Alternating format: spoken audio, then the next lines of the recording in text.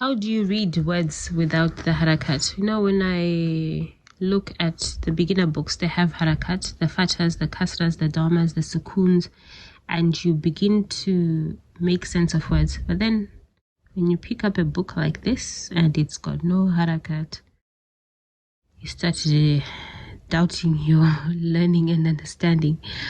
But I know it's only a matter of time.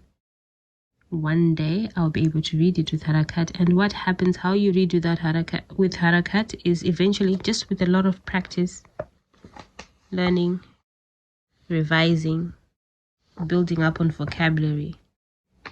It will eventually build up to actually reading and understanding without harakat, which is a next step, a while away, but it's something to look forward to. I would like to read it without the harakat, even though I can't read and understand the ones with harakat right now. But I see myself reading this one day and actually understanding it. Thanks for watching, and see you again in the next video.